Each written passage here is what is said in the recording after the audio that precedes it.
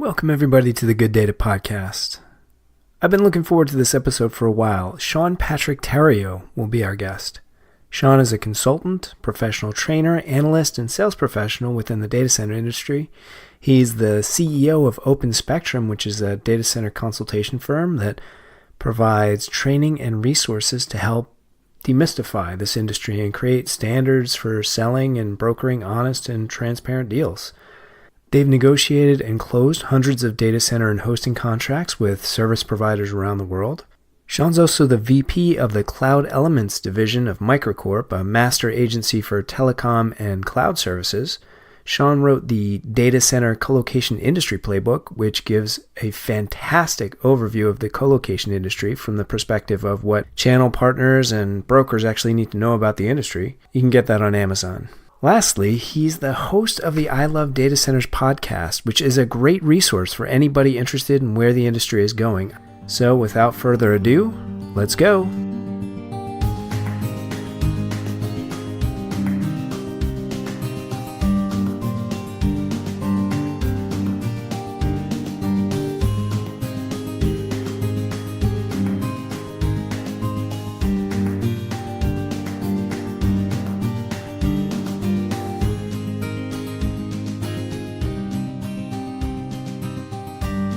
Sean, welcome to the show. I really appreciate you coming on. Well, I appreciate you having me, man. Looking forward to that. Well, I know you're very busy. You've got your company that does many different things, including training that you just got back from Louisville, Kentucky. And I know that's a lot of traveling, so it's great that you made the time. So just to start off right off the bat, you are the founder and CEO of Open Spectrum, right? So what is Open Spectrum and what do you do there? Yeah, so we're data center marketplace consultants. And what that means is we focus on understanding the nuance, the players, the actors, the deals, the deal types, all within that ecosystem. And when we say data center, it's kind of like the word cloud these days, in that it means lots of different things to lots of different people. And whether you're talking to someone from the telecommunications industry or one of the hardware VARs, or someone who's actually working for a data center provider or hosting company, we all kind of define what a data center is a little bit differently. Even, directors of IT working for corporations will say that the closet that they have a couple racks of servers sitting in as a data center. So when we say data center, we mean all of it. So we mean the ecosystem of enterprise companies that have those server closets. We mean the large hyperscaler, wholesale, purpose-built data centers that Google and Amazon and whatnot have built over the last few decades, and that big financial firms originally started building and whatnot. And then we also mean the colocation industry, where you have the retail and wholesale providers such as Equinix and Digital Realty Trust and QTS and CoreSite and whatnot, who are delivering data centers as a service. And then including those who will come in and operate and build and manage a corporate data center on-prem for a company as well. So there's a wide swath of service providers and services and actors and players. And you have all the infrastructure that is inside of those facilities as well. So the telecommunications equipment, the hardware, the power, the electrical equipment, the cooling equipment and whatnot. So there's just a huge gambit of actors and products and services, and it's our job to know all of them and really stay on top of what's going on in that place. So with that as the core nucleus of what we do, is staying on top of that information and the transactions that occur in that space. We use that knowledge to help buyers, so enterprise companies that are looking for new homes for their data, make smarter decisions. So we help them find homes. We help, whether it's a hosted environment or a owned environment, or we help them negotiate contracts. And because we've negotiated literally hundreds of these contracts over the last few years alone and toured through hundreds of these facilities, me personally, I've toured well over 400 facilities in the United States in the last 5 years. So we have relevant experience that very, very few people in the world have, because not everyone needs to go out and buy this infrastructure on a regular basis outside of the Googles and the Apples and the IBMs and whatnot. So we use that intelligence to help the enterprise customers. We use that intelligence to help the service providers, leveraging the training, which you mentioned. So wrote a book on the industry called the Data Center Colocation Industry Playbook. On its 4th edition, we're about to be launching the 5th edition of that book. You can find it on Amazon, and you can also find it on our website, openspectruminc.com. Have educated and trained thousands of industry professionals over the years. And then we also work with the money capital in the industry. Because clearly, we can leverage that intelligence that we have to help them make smarter decisions. Are you ever involved in sort of the right sizing process so that companies or providers choose the exact right scale that they need to build to? It's something that I've seen over and over again, that data centers were overbuilt and built to a larger scale than was necessary. So is that part of your process, or is that sort of a different part of the market than you assess? When you say, so who are we talking about? An enterprise customer or a data center provider? Well, actually, let's start with enterprise, because I think that's the biggest pain point for them. You know, they're not always as data center savvy. So if we can start talking about enterprise, that helps. Yeah. So those conversations we have on a regular basis, because as companies are either pulling data out of the cloud and putting it back on-prem, which is actually happening in mass these days, or at least we're seeing that happen a lot with customers, or they're trying to migrate services, or they're buying new equipment and they're trying to right size. You know, from a space perspective, it's fairly simple because they know, or they have an idea about what hardware they're going to buy. The hard part is right sizing the power. And it's still the case today that well over 60-70% of customers are leveraging less than 40% of their contracted usable power. So there's a lot of, let's just say the contracts that are being signed are not aligned with actual need from the customer. Right. And that's primarily due to customers not fully understanding the plate ratings and the power ratings for the equipment that they're installing, or just doing due diligence on how much power draw is coming out of the equipment that they already have installed that they may be moving. So they'll assume that because a certain size circuit, let's say they've got a 30 amp 208 volt circuit is currently in the cabinet in their office, if they're going to move to a co-location environment, they'll just say, well, we'll just get the equivalent of that. But if they looked at the actual power load of the hardware that's on that circuit, they might see that they're only using, 1 or 2 kW out of that 5 kW usable of that circuit. And instead of right sizing the circuit when they do the migration, they'll just buy whatever they had in the past. So, it kind of goes to the whole DevOps mentality where you have people who are not trained in, electricity, they're not electrical engineers, and someone hasn't really walked them through the components of right sizing that type of an environment from an electricity perspective, which, most engineers pick it up really quickly, but, they have to go get themselves educated on it before they can make the right decisions. So we spend a lot of our time educating customers on that fact because we want to make sure that they're not overpaying for services. So there's kind of we kind of have a jokingly love-hate relationship with a lot of our service providers, and especially the sales reps that work for them, because they prefer the customer paid for much more power than they actually were going to use, right? Because they get paid, commissions on it, and or the company gets the revenue off of it, right? And what's interesting is the facilities engineers within those providers are actually wanting the customers to right size their environment. Because if they built the data center to 2 megawatts, they want 2 megawatts to be used. They don't want, a half megawatt of capacity and critical load used when they've built it out to a 2 megawatt capacity.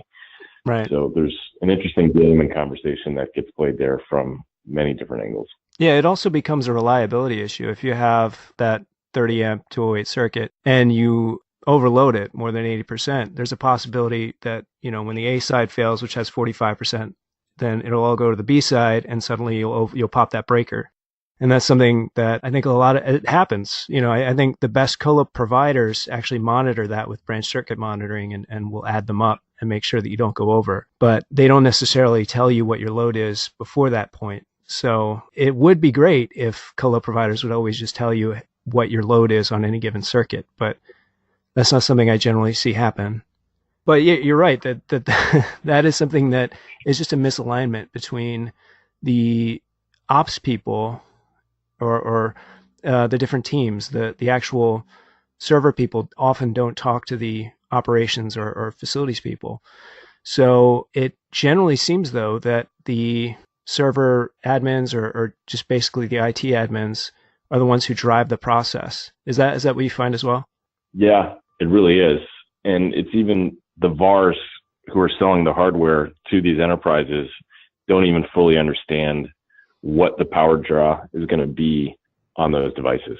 Right. So they'll look at whatever the manufacturer recommendation is, and let's say it's 500 watts for whatever it is, a 2U chassis, which is it's a lot of power to draw from a single 2U chassis, but let's just say it's 500 watts. The reality is that would be 500 watts if that server was fully spec'd out. So max CPU, max storage, max RAM, and it's running 24/7, 365. Right. At top speed. Yeah. Exactly. And if the applications on that device are really only going to be running from a 9 to 5 perspective when customers are actually, out in the marketplace and or employees or in the office pulling data off of it or whatever it might be, then it's really less than half the day that server is really going to be running full throttle. And if it doesn't have the full CPU, RAM, and storage, then it's going to be even less. So that 500 watts that's recommended by the manufacturer is really going to end up being something like 100 watts or 150 watts when it all is said and done. So having that conversation and educating the VARs is just as important as educating the customers because they're out selling the stuff. Right. But the conflict comes in just the pricing models for a lot of providers who charge on a circuit-based model. So let's say they sell you a 30 amp 208 volt circuit. You pay for that entire circuit and all the power that's delivered through that circuit, whether you're using it or not, right? Right. So it's not a consumption-based model, which means that if they're only using 2 kW of that 5 kW, the margin that service provider who sold that circuit is making on that circuit is extremely high. And so it's important to understand that dynamic and where the incentives are or not in this case. So the provider is not incentivized to educate their customer on the reality that they're using a fraction of the power that they're paying for because the margins that they're making on those customers that are not optimized is so high. This is a good time to bring up another piece of something that you do. A lot of this stuff is very well covered in the industry playbook data center colocation book that you wrote that, as you said, is on the 4th edition. And it goes into some pretty good depth into circuiting, sizes of circuits, the billing models for different colocation customers. And one of my favorite parts is I had always thought of KVA and KW in terms of like power factor and, some of that complex stuff. And you just have a picture of beer and the KW is the beer and the difference, the KVAR is, the foam on top. And I was like, all right, that's easy to explain. You don't have to get into waveforms and things like that. So it's a good book. I appreciated it. Yeah, I think an analogy like that, to be blunt, man, I was an econ poli-sci double major in college. I was not an OMIS major or, anything to do with technology. I'm a geek and I've been playing around with tech since I was a kid and I've been around it for a long time. I was blessed to have a dad that was largely responsible for converting many of the trading exchanges in Chicago and in New York and all over the country from, a very manual paper-based process into a digital process. So he was always bringing home the new IBM chassis and whatnot, and let me play around with them, and I would break them. Yeah. And then he would introduce me to the IT people in the office, and he was lugging these things back and forth between downtown Chicago and where we lived down in the suburbs. And eventually he just put me in touch with the IT people so that I could talk to them directly. And I'd have to teach him how to use these things. So it's an industry that is highly technical. And so I've had to put much of what I've learned into an analogy so that I could understand it, right? And so a lot of the book is me just trying to make this stuff digestible for those who are coming into the industry from out of the industry. It is a complicated industry, and it's getting more complicated every day. And it's, like you were saying earlier, there's this push and pull with on-prem and colocation and quote unquote cloud, which is a ridiculous nomenclature. What is cloud? That particular thing doesn't have any meaning, because it can go from Azure, which is essentially a platform upon which you can put regular servers, and then there's also Lambda, which is just, hey, here's code that you run in space, and you don't have to worry about where it is, and they call it serverless, and none of it makes any sense. So how do you deal with customers who are trying to speak to you about something like, oh, well, we went too far cloud. How do we bring back into our on-prem? Like, how do you break through all the mud of what they're actually asking you for in terms of what is cloud? Well, that kind of just speaks to what I just did a couple of days ago. So we just hosted our very first hosting and cloud boot camp in Louisville, Kentucky, and we had about 25, 30 folks there, providers and partners that we work with. And we had eight service providers, so QTS, CenturyLink, Evolve IP, Rackspace, Flexential, TierPoint, and Office Depot, CompuCom Office Depot. So all companies that deliver quote unquote cloud services or some flavor of hosting or hosted infrastructure. And they also deliver some form or they deliver some form of IT as a service. Right. So propeller heads and geeks who have industry expertise on certain platforms that you can on demand, bring in to assist to manage your network or your systems. So it was 2 days worth of just education. So we first spoke, and when I'm talking to clients, we do very similar stuff. We just talk about the industry at large, who the players are, what their motivations are, how it's evolved over time. And then we break it down into the specific products and services that are being sold. Cloud is really just someone else's computer. It's just hosting. It's just a flavor of hosting. It's a lot easier for people to understand what it is and the utility that it serves. So, we're big proponents of companies moving into a hosted environment. The concept of a healthcare company or a school system having, dozens and or even just more than maybe one or two IT people on staff that have certifications in Microsoft or Oracle or whatever it might be, for me is just ridiculous because it's not their core competency. They should stick to their core competency of providing healthcare services or education and receive IT services as a utility, just as they do power. They're not going to go build a power plant outside of their office and run a power plant to deliver the power that they need on their university campus or their hospitals. They buy that from a utility provider. And it's the same thing with compute resources today. So walking customers through that dynamic and that reality, that this market is evolving drastically, very, very quickly, and that for them internally to stay on top of everything is going to be an impossibility. So let the utility provider, the IT utility provider, who focuses on that, let them focus on it. Let them continue to retain and hire the tech talent and become specialists and experts in that area. Will they retain the top education and top health talent, doctors and whatnot, healthcare professionals. So that's what we do is we try to break it down into, digestible conversations like that. And then the types of services and really business outcomes that are trying to be achieved. Do they need to stay up 24/7, 365? How many employees do they have? Who needs to be speaking with who? At what hours of the day are they doing business?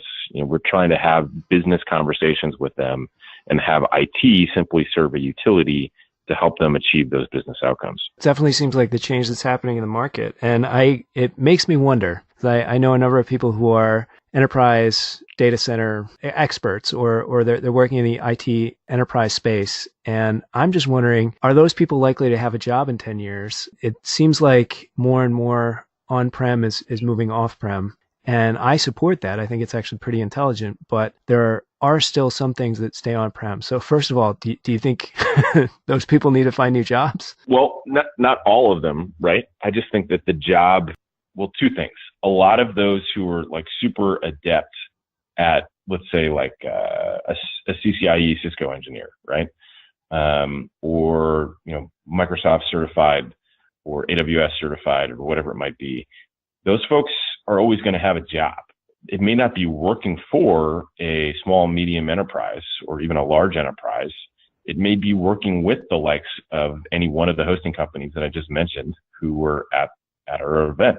So they may get the job now working for QTS or one of the IT utility providers.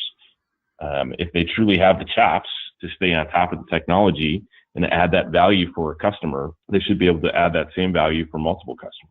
So I don't think that they're going to, those who are on top of the technology are going to be out of a job. It just may be a different employer that they're working with. And then as it relates to internally within a corporation, I think the director of IT and the CTO and CIO roles are evolving to become far more strategic in nature. And again, trying to figure out and answer that question that I pose, which is how do we leverage IT to help support and deliver the business outcomes that we're trying to achieve. And not so much dealing with the day-to-day fires that occur from basic just IT management, right? So break fix, tier 1 support, tier 2 support, managing physical servers. That's not going to be the job of a director of IT or any underlings underneath the director of IT. That's going to be the job of the IT service provider. Yeah.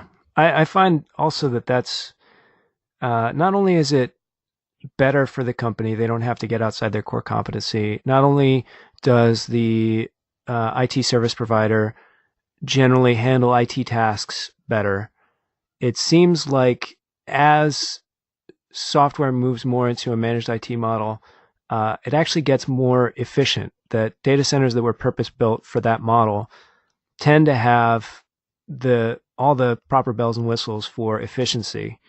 And I'd like to parlay that into a talk about efficiency. And first of all, do you agree with that in general, almost as a green initiative, going with a managed IT solution is probably going to help your quote unquote carbon footprint if you were to take all things into account?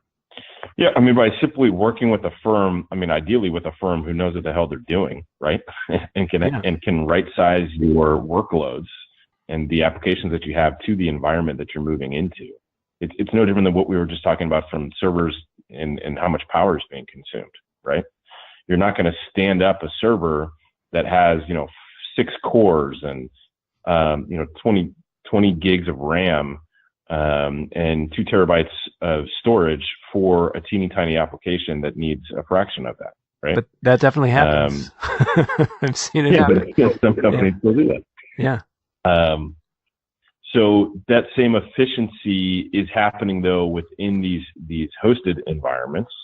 And to your point about software, there's a lot of tools that are available today that service providers give for free to their customers that will help map application needs to the right size workload to support that application, so that they can be as optimized as optimized as possible. Well, and also it just comparing from my own experience, comparing colocation to a on-premise enterprise data center that's 30 years old, almost 2-to-1, the colocation is actually a better built data center in terms of the general carbon footprint. That's not 100% true.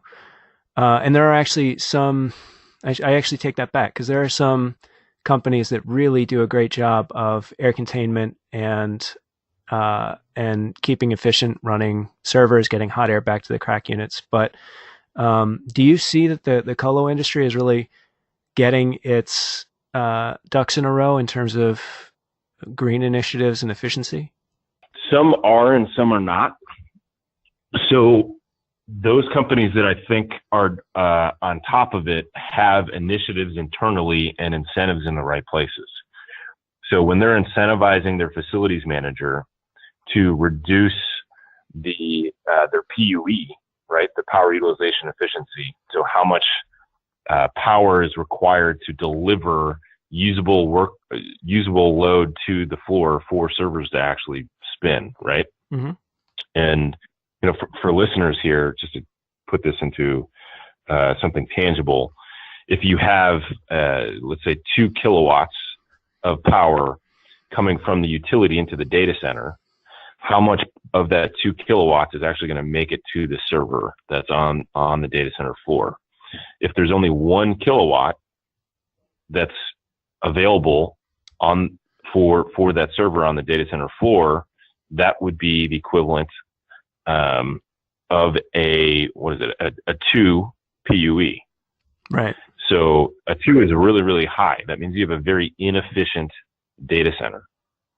Whereas if you had a 1.2 or 1.1 PUE of a data center, which a lot of the newer data centers that are leveraging a lot of the optimized cooling technologies and newer power distribution systems, which are far more efficient in how they clean and deliver power through from the utility down to the server room floor.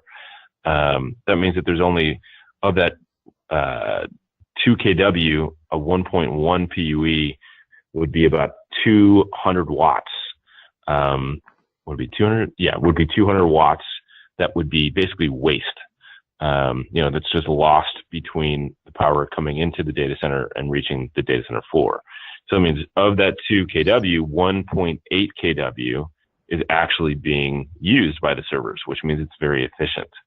And if it's efficient, that also means that they can bill the customer for that power that's delivered to the floor, because they don't bill at where the power comes in from the utility. They bill at where it's consumed inside the cabinet.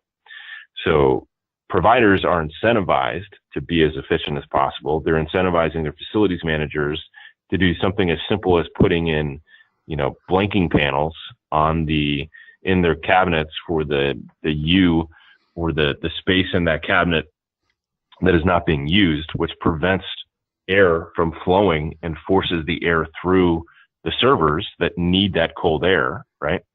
That alone has drastically reduced PUE in every single data center that's been deployed in. So those efficiencies are a priority for some, but not all. I remember 3 years ago, I was walking through a facility that was just built, brand new facility that was built in Secaucus. And I was asking the facilities manager who was giving me the tour what the PUE was of the facility. And he was like, it's about a 1.6. We've designed it to build to about a 1.6 PUE. And I just stopped dead in my tracks. And I was like, are you kidding me? This is a brand new facility.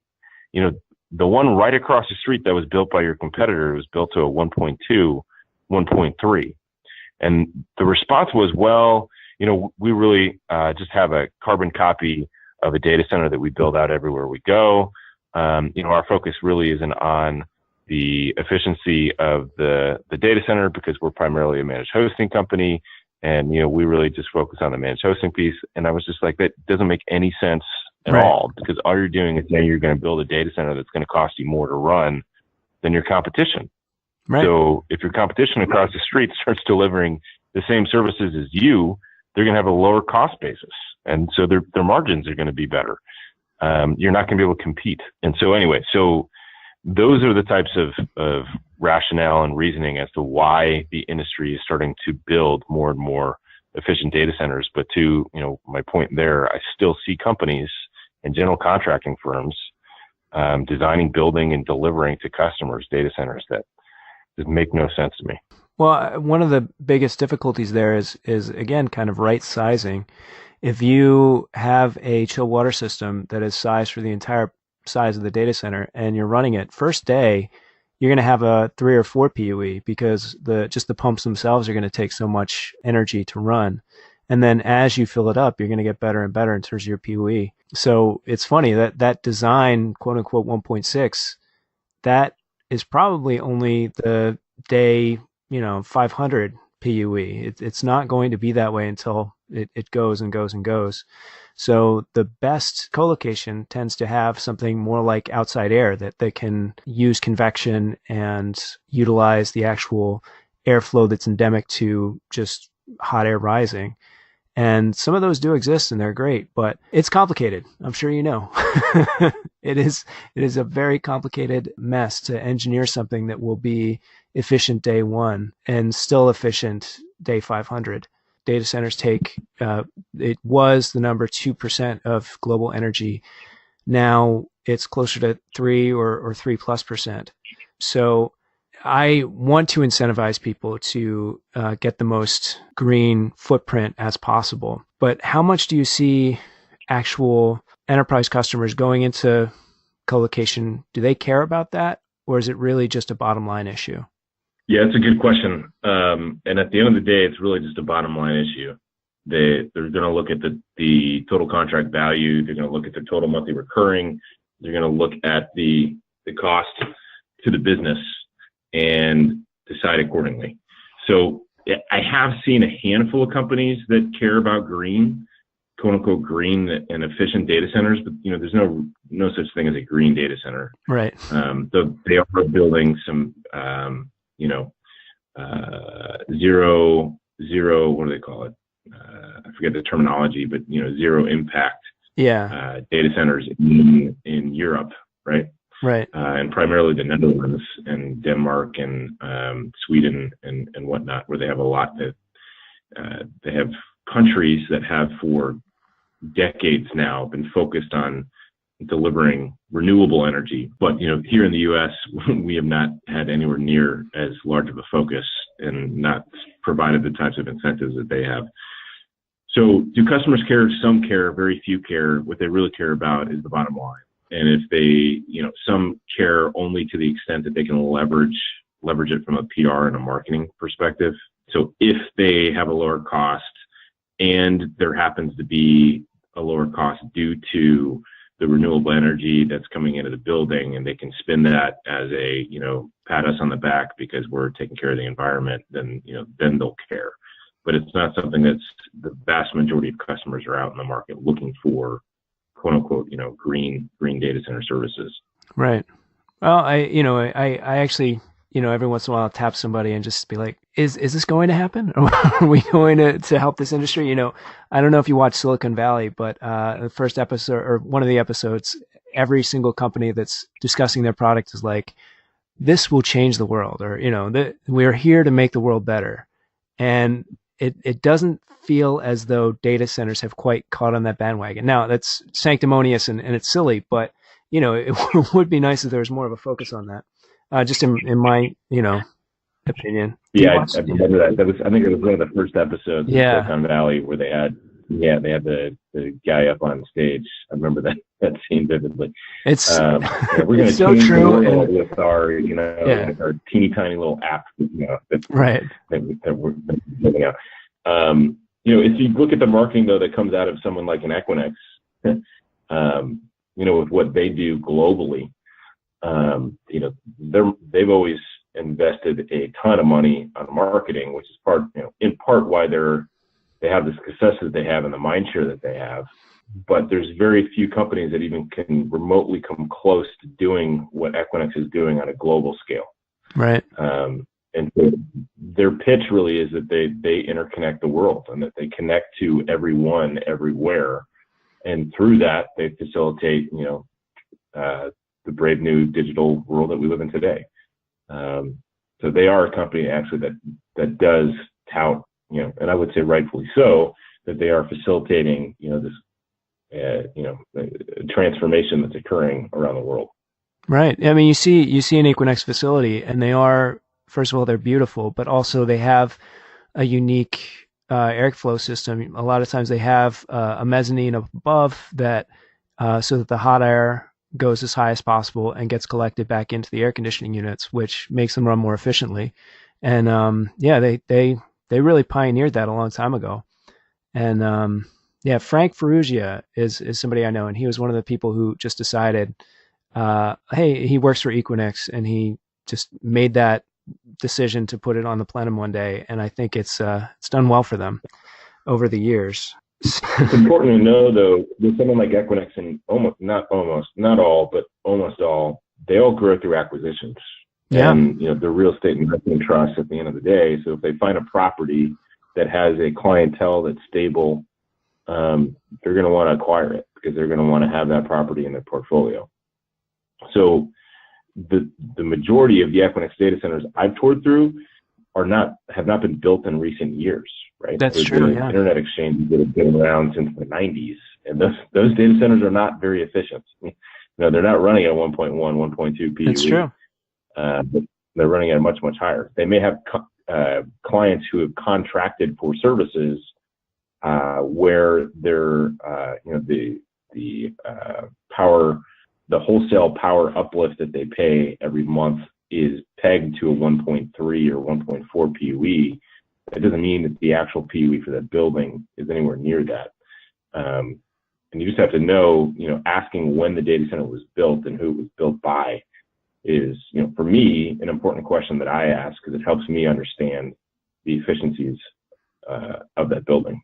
Yeah, well, that's a good point. Yeah, I mean, Equinix has a very specific business model of being an internet exchange, and so in some ways, it's how many carriers are in the facility is almost the most important piece, and they have been very good at keeping that market. And I wonder, do you see much disruption in that particular market, the internet exchange market, right now? Short answer to that is yes, and it's for many, many, many different reasons. But that's where networking and interconnection is becoming a very much a software-defined process. So if you have all these networks connecting into one platform, which is really what the peering exchanges have been for a long, long time, that allows you to, from a single portal, log in and have instant visibility to every carrier that's available, and with a few clicks, create virtual VPNs or just virtual ports into those carriers. So with one cross connect into one of these exchanges or ports into one of these exchanges, you now have access to every carrier. And not just every carrier, but all the other customers that are also inside that exchange. And so that's become a very attractive product and service through the likes of Megaport and Packet Fabric and the Equinix Cloud IX. And there's a handful of others that are popping out there. And you even have the large peering exchange providers such as DKIX and AMSIX and whatnot that are creating disruption in that space. CenturyLink and Zayo are building out their own exchanges as well. So once you connect into the CenturyLink exchange, you now have access to not just CenturyLink, but all the carriers that they have access to inside their facilities. So it's making it such that, having a physical presence and having your data live and reside inside one of these major hubs and these internet exchanges is no longer a necessity. You may need to have, a core router or switch inside the building, but your data doesn't have to live there. It can live across the street in a big server farm where the cost of being there is a fraction of what it might be in the IX. Right. So there is a lot of discussion going on in that space on a variety of different levels. Yeah, Megaport, just the ability to connect into something like AWS or Azure and make things feel like they're on one network. The ability to create through SD-WAN and things like that to make your environment in some ways, even though it's in different places, it simplifies things. And I like the idea of simplicity personally.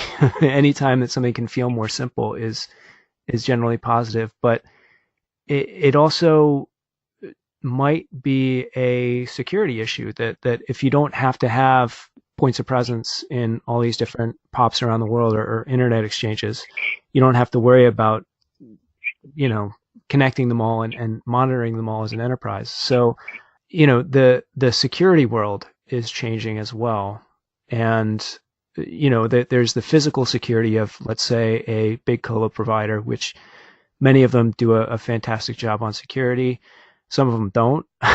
Is that kind of one of your checklist items? The first thing you see when you walk in the door is usually security guard or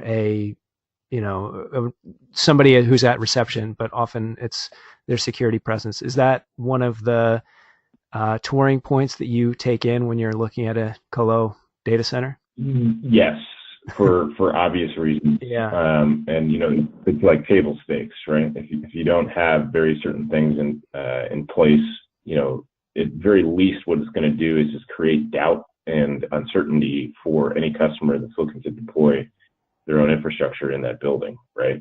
Right. So that there's the optics around it, right, are very important. And so companies may go completely overboard, such as, for example, the switch facility in Las Vegas. Right. If you've ever been through that one. I haven't, but I know about it. Yeah. Yeah. I've been a few times, and it's literally like it's like a Las Vegas show that they put on for customers when they're touring. And they even bring you into a theater, a theater that they built inside the data center to like show you, videos on what they have going on. And they've got armed security guards walking around, and they've got a massive wall around the whole place and a big gate. And, the theatrics of it are very high. The reality is, how are people going to hack into an environment? Are they going to drive a Mack truck through a wall and come out guns blazing to rip hardware out, or are they going to do it through the network? And it's, I literally only once heard of an incident where someone literally came in with guns and chainsaws because they had a chainsaw through the walls and stole a bunch of NetApp storage devices. And it was in Chicago like 7 or 8 years ago. That's the only time I've ever heard of someone truly breaking into a data center to steal hardware, right, and steal data. But every other time it's been through the net. So if you have basic security measures in place, that's going to deter, almost every single person from physically coming in there to take your gear. The most important piece is going to be the data security from a network perspective, and from, where the host that data lives in, and someone hacking into that infrastructure. Right. If a server is done right, then the data should be encrypted at rest, and it's not really worth anything anyway to steal that. It's it's one of those things that makes a lot of sense in movies, but doesn't really make sense in real life.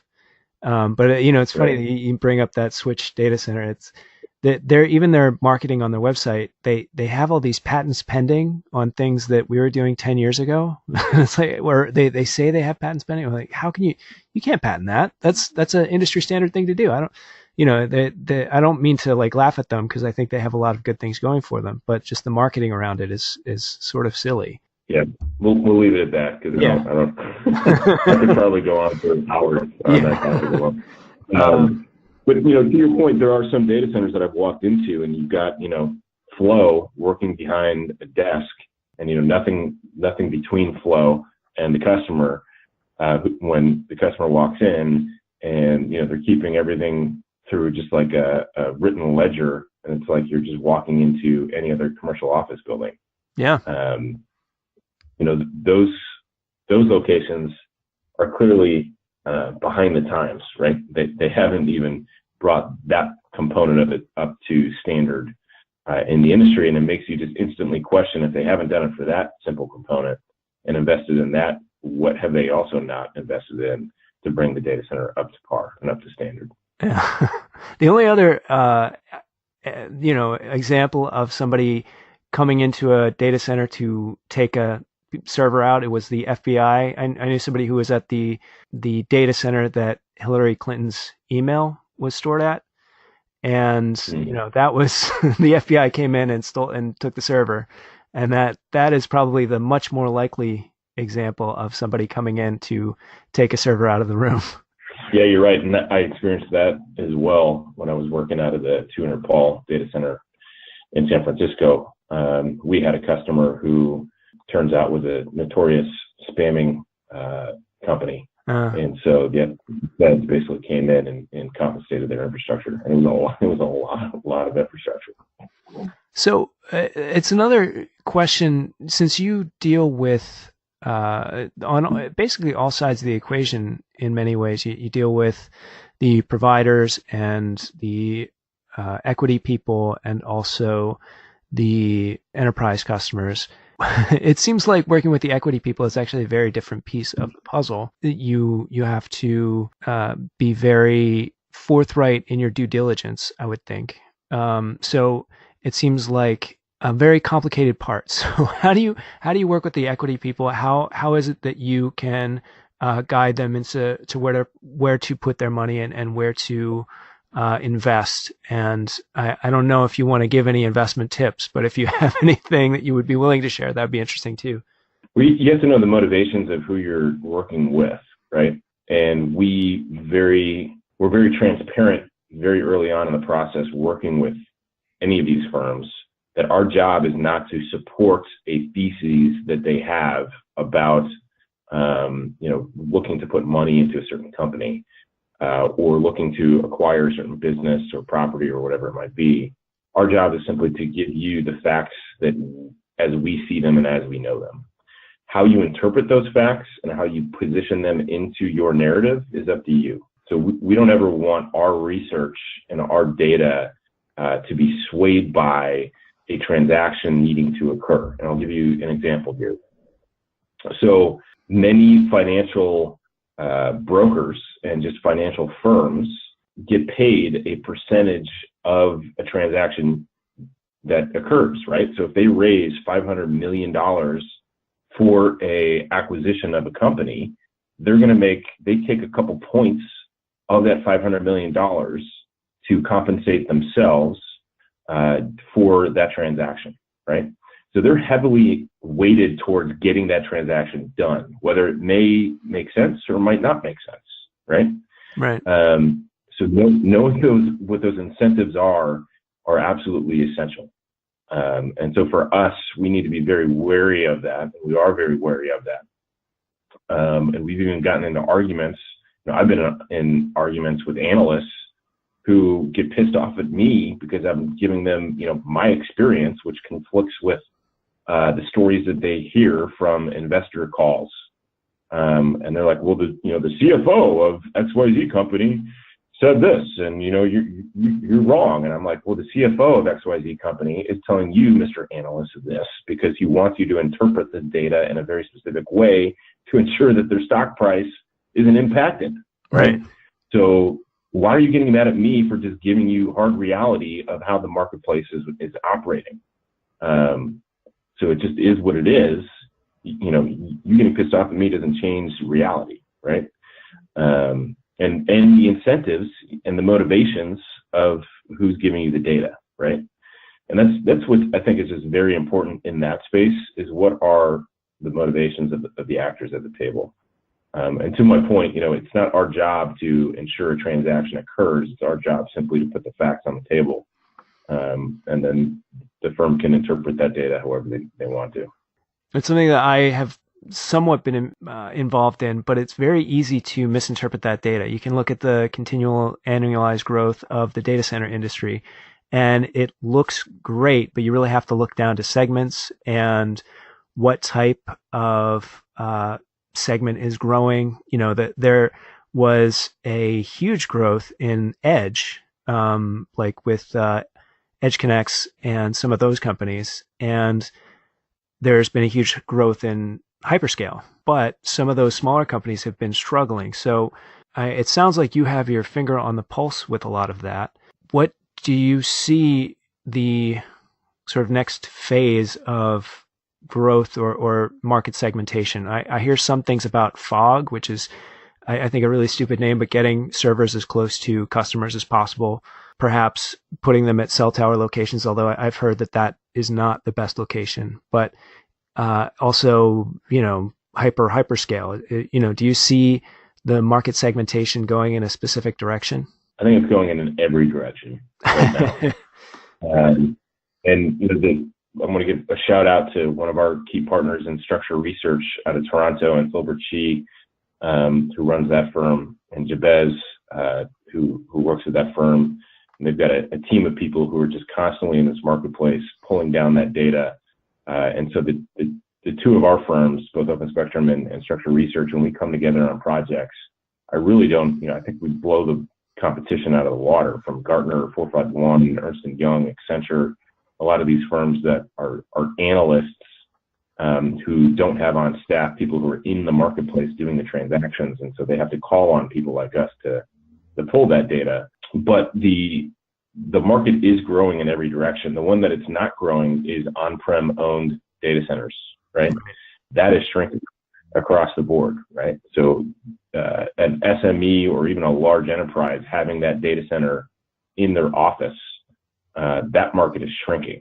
And that goes back to, like, what is a data center, right? There's roughly around 1,000, production commercial co-location facilities, but there's roughly millions of on-prem commercial data centers, right? Oh, not commercial, on-prem enterprise data centers. Right.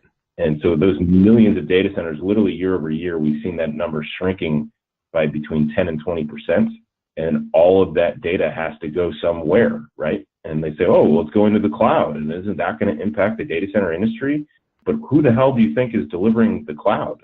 So right. Amazon and Microsoft buy from Equinix and Digital and QTS and CoreSite, right, and all the other major players, right? They're buying service, power and space and services from all those companies. So I see the edge is growing for obvious reasons.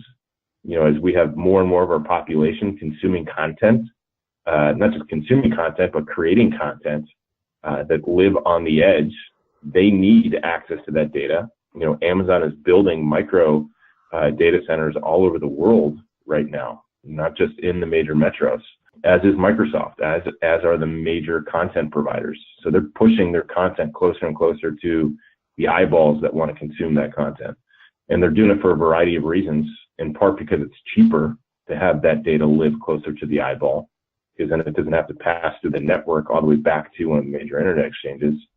If it's sitting real close to that end user, they don't have to pay the fee to have that, that data transfer from a central hub all the way back to that end user that may be out in a rural community.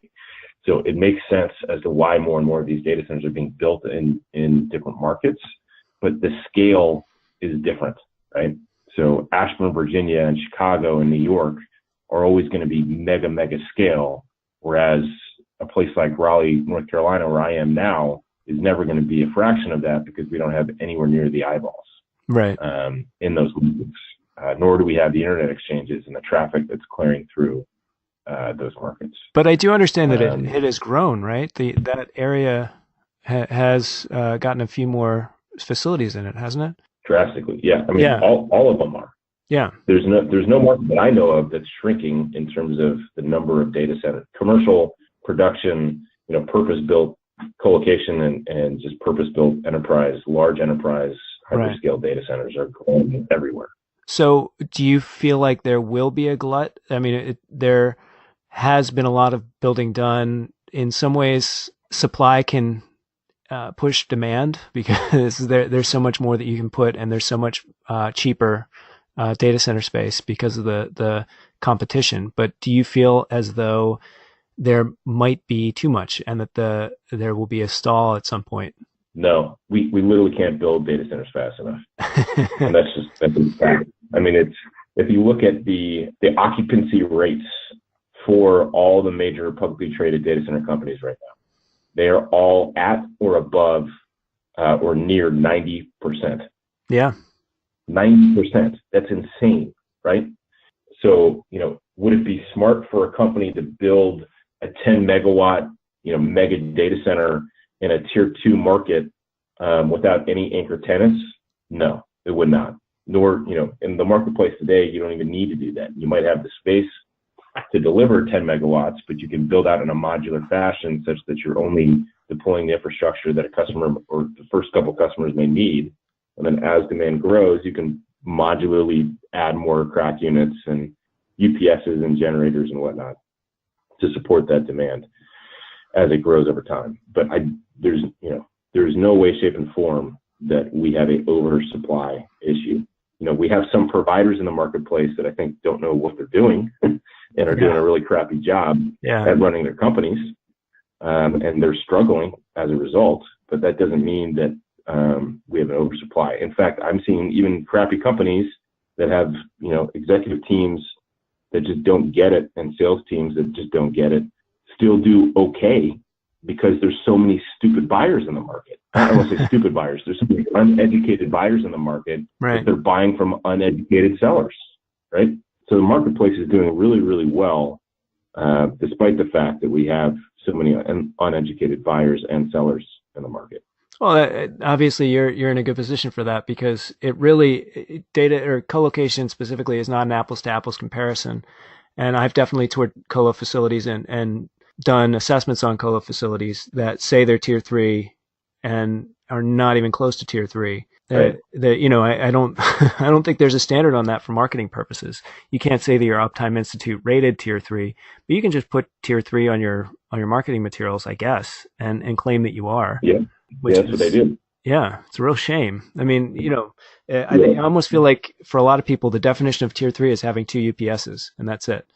Right. But actually looking at electrical single lines and we've done a lot of due diligence that way to really drill down into the meat and potatoes of the facility. And it's tough because, uptime is very expensive to do one of those assessments and actually give a tier rating to a provider. So most of them don't have it. So, you not only have to kick the tires and tour the facility, but if you can get any drawings or any other access, it's very vitally important. And the more people are moving into colo, the more that they have to be savvy or have someone like you who's savvy on their side. So I'm glad that you're doing what you're doing. Yeah, and it all goes back to education, man, and that's why we've been so focused on education for so long, because we truly believe that if we have more educated buyers and sellers, that it's going to raise the tide and raise all ships. And that also ties into a lot of the work that we do working with state and local and national government in education as well. So our involvement on that level, educating senators and congressmen and state congressmen or state representatives and whatnot, we feel that if we can educate people and just get them more aware of how the stuff actually works, that they'll make smarter decisions. And hopefully through that, we can weed out those in the industry who are benefiting from the fact that, people just don't have that level of education. And your podcast, I Love Data Centers, which I really should have mentioned earlier. I'll mention it in your intro, but it's a fantastic podcast. I really do appreciate it. It's some very heavy hitters in the data center industry have been talking to you for, I guess, about a year and a half. Is that how long it's been going? Yeah, it's a little over a year and a half. Yeah. And unfortunately, it kind of ebbs and flows. I try to push out about 2 a month. Yeah. And sometimes I'm capable to do that. Sometimes I'm not. It's a blessing and a curse that I'm platinum now with Delta and Hilton. Right. I've just been traveling so much that it's prevented me from being able to take the time to do the interviews that I want to do. So I've got a backlog of like 10 people that I need to interview, and I just haven't had the time to do it yet. Yeah. Yeah. It's tough to get everybody to be ready at the same time, even though it's not, it takes about an hour of everybody's time. A lot of people, for whatever reason, can't really get on that hour when they want them to. But I just want to say, I think that it's a very good way to digest the information because it's conversational and interesting. And one of the things that you've done is actually, you talk to the people and you learn their stories and sort of what's behind how they got to where they are in the industry. And I think you do a really good job at it. And just thinking back, I didn't do that with you. We really dove right into it. But I want to say that you had an episode of your podcast that I want to steer people to, which I think it was episode, I'm looking at it, 26, which was Rich Miller interviewed you. And so if anybody wants to get more backstory on Sean Patrick Tario, go listen to that interview because it's very good. Yeah, we didn't really get into any of how you got into the industry or anything like that, but I think you have an interesting entrepreneurial past. So I appreciated hearing that. But I appreciate all that. So I have always been interested in efficient use. So that's one of the reasons I wanted to get into the podcast and why uh, the education portion speaks so much is that um, there's so much out there, and one of the things about the industry playbook that you have is making sure that people are using their co-location space as best as possible, making sure that people are putting their workloads where they need to be is very crucial right now. So do you, I guess we're almost done, but I really wanted to get into this. Do you have any tools? You were saying they're industry tools, but do you have any specific tools that you use to help people to cost model and compare where their workloads need to be? We don't have any homegrown tools. There are a variety of firms that we played with over the years, such as RightScale, a firm called Turbonomics, and now the service providers themselves, such as Rackspace and CenturyLink and QTS and TierPoint and whatnot, have internal tools that are helping customers to right-size their own environments.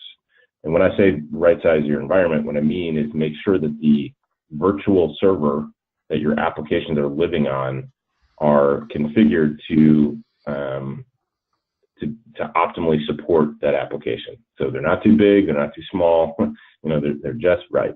And by doing that, they're drastically reducing the cost of companies. So if in any pure infrastructure as a service environment, you can go in and click to provision a server.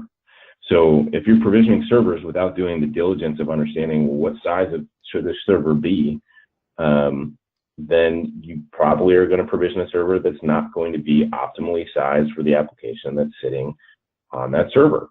And so it takes time to monitor and watch the workloads, but then you can have hard data that comes back to you that says, okay, you're currently spending, $40,000 a month on AWS for your existing environment. You have, and we've been monitoring your environment now for 2-3 weeks, and it looks like 20% of the servers, the virtual servers that you've spun up, are simply sitting idle, not even being used. So, suggestion, turn those off. And then for the other, 60% of your servers, they simply weren't provisioned to be the optimal size for the workloads that you have on the servers. So here's the suggestions that we have to change from a, XL whatever down to a regular virtual VM instance. And so by doing those simple things, customers are seeing drastic reductions in their costs. And we help facilitate those conversations and just encourage customers to leverage the tools that are out there. So we don't want to be baking our own tools and become a software company.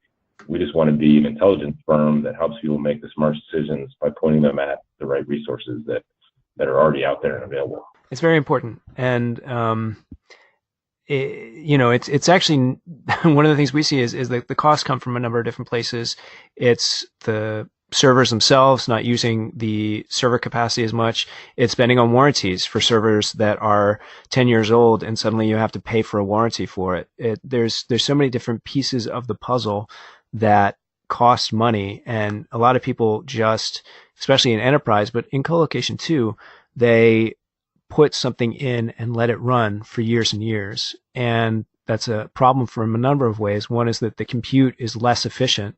So because of Moore's law, every 18 months, not just the amount that you can put on a die, but also the amount of actual computation you get out of each watt improves. And it's a real shame that companies aren't continuously optimizing for that and putting their workloads where they need to be. So yeah, it's important stuff, and there's a lot of education that needs to happen around it. Yeah, and to your point, there's just so many levels, right? Because even looking at your contracts, as you mentioned, are absolutely essential. Looking at your licensing fees that you have is absolutely essential, and it could go both ways, right? By doing an audit of your licensing fees, you may realize that you're not paying for 100 licenses that you've been using, but you may also find that you're paying for a whole bunch of licenses that you haven't been using and don't plan on using. Doing those types of audits, which is kind of, we follow a process that we call ROI 360.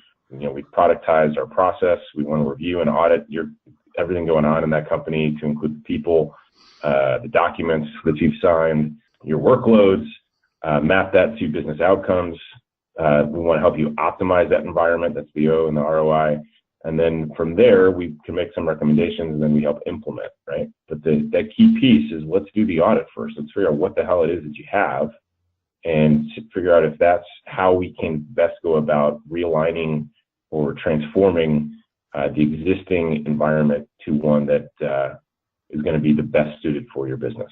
And I've never, not once since we've done this process, since I've done this process, have I ever seen a company that's just like totally got everything dialed. Every company needs help somewhere in some capacity. Yeah, I would definitely agree with that. And I think that in many ways, if I can go back to the Silicon Valley example, it's not like we're making the world a better place, but at least by letting people use their stuff more efficiently, we're at least helping the companies and hopefully helping their bottom line. And by doing that, using a little bit of electricity, and it's not necessarily making the world a better place, but we're doing a little bit.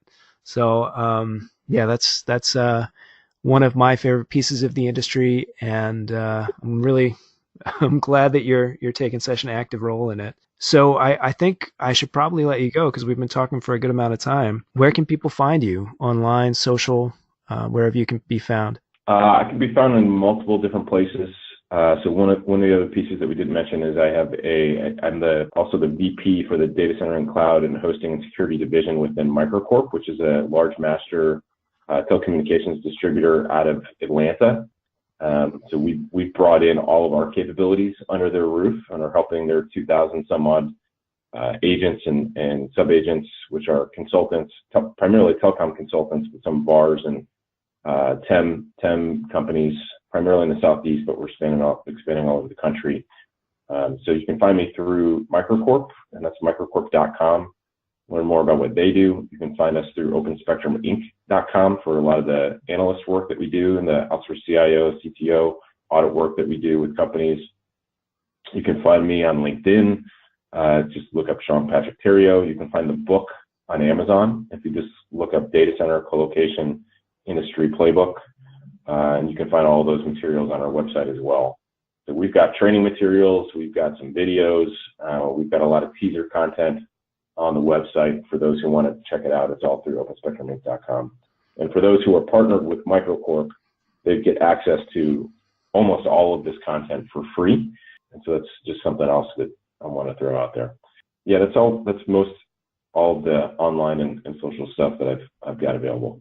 Do you have any appearances or trainings that are coming up that people could sign up for? Yeah, definitely. Great question. I appreciate you asking. So if you go to the Microcorp website, and you go to events and you look at the Ultimate Partner Training events, you'll see what we have lined up for 2019. But we've got an Ultimate Partner Training, which is a broad training event that speaks to UCaaS, to Unified Communications as a Service, security, data center, hosting. I think we're going to talk a bit about IoT. That's going to be in January in Atlanta.